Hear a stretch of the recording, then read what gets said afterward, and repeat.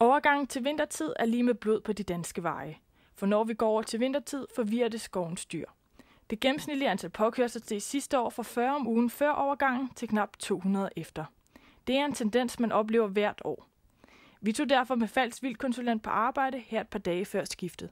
Jamen, vi hopper ned i bilen, så smider du bare ud. Så for den Allan Bruun Rasmussen har travlt i disse dage. Den kommende overgang til vintertid betyder flere trafikdræbte dyr. Specielt i tidsrummet mellem 6 og 9 om morgenen er det slemt. Og Allan Bruun Rasmussen slipper heller ikke denne morgen. Men nu skal vi så ud til et påkørt rådyr. Og det er, indtil videre, så er det i hvert fald ikke dødt. Opkaldet er kommet fra en kvinde på Djursland, som har ramt et rådyr på vej til arbejde. Han prøver lige at kalde min bil 496. Prøv lige at kalde den første, så prøv at sende den ud igen.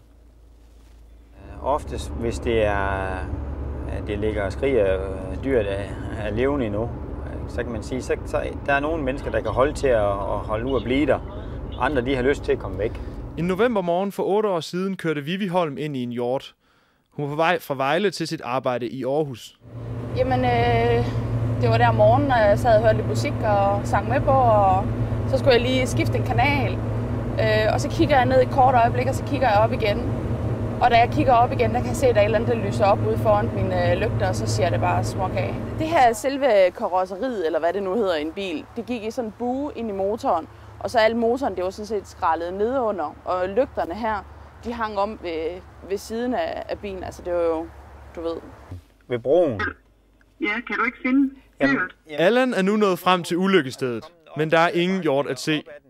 Det oplever han cirka ved hver fjerde udrykning. Der var sådan en jæger, der var kommet ud og hjælpe med at aflive det. Så om han så har taget fjernet dyret, han sagde, at han ville vente på os, men det kan så være, at han er kørt igen. Vivi er stadig meget påvirket af hændelsen. Jeg har det rigtig skidt. Altså ikke på samme måde som lige efter, men det sidder stadigvæk i mig. Og hver gang jeg rammer Østbirken, så løber det koldt ned ad ryggen på mig.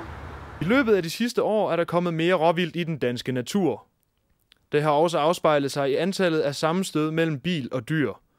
Der er dog især én ting, man kan være opmærksom på for at undgå at køre dyr ned. Når man ellers kører til og fra arbejde i daggry og i skumring, det er der langt de fleste dyr de bliver påkørt. Der skal man være agtpågiven, når man kører igennem naturområder. Det er der, altså man simpelthen skal være påpasselig, fordi alle de fleste dyr de krydser i daggry og i skumringen, og så har vi alle de her sørgelige scener hver eneste år.